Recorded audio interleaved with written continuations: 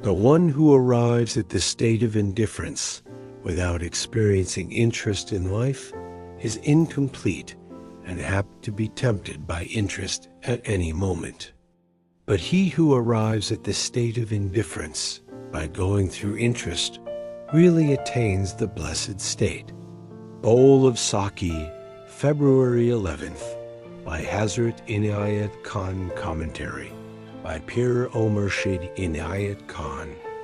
It is the interest of God which has been the cause of all creation, and which keeps the whole universe in harmony.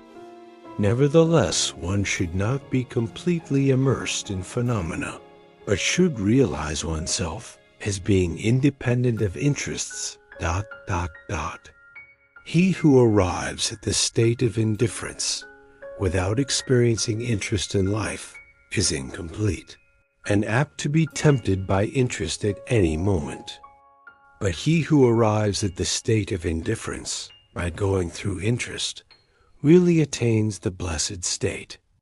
Perfection is reached not through interest alone, nor through indifference alone, but through the right experience and understanding of both.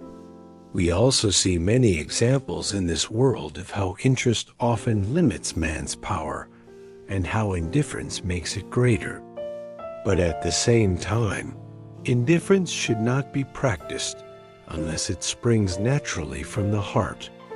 There is a saying in the Hindi language, "Interest makes kings, but indifference makes emperors." There comes a day in the life of a person, sooner or later, the day when he no longer thinks about himself, how he eats, how he is clothed, how he lives, how anybody treats him, if anybody loves him or hates him. Every thought that concerns himself leaves him.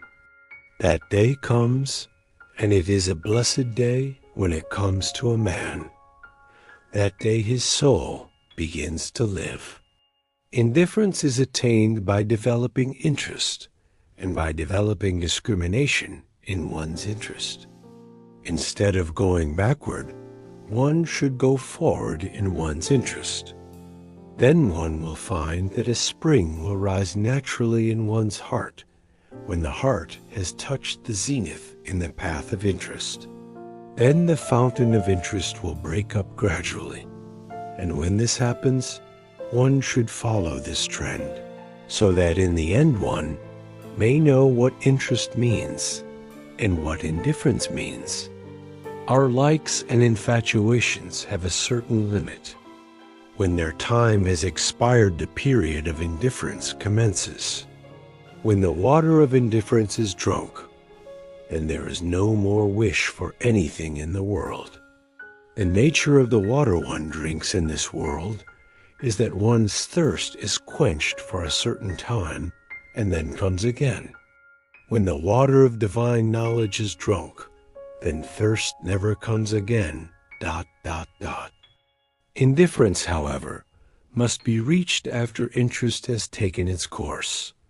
Before that moment, it is a fault. A person without an interest in life becomes exclusive. He becomes disagreeable. Indifference must come after all experience. Interest must end in indifference. Man must not take the endless path of interest. The taste of everything in the world becomes flat. Man must realize that all he seeks in the objects he runs after, that all beauty and strength are in himself, and he must be content to feel them all in himself. Vairagya means satisfaction, the feeling that no desire is to be satisfied any more, that nothing on earth is desired. This is a great moment, and then comes that which is the kingdom of God.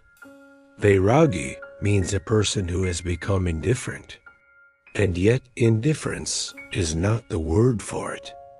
It describes a person who has lost the value in his eyes of all that attracts the human being. It is no more attractive to him. It no more enslaves him. He may still be interested in all things of this life, but is not bound to them, ...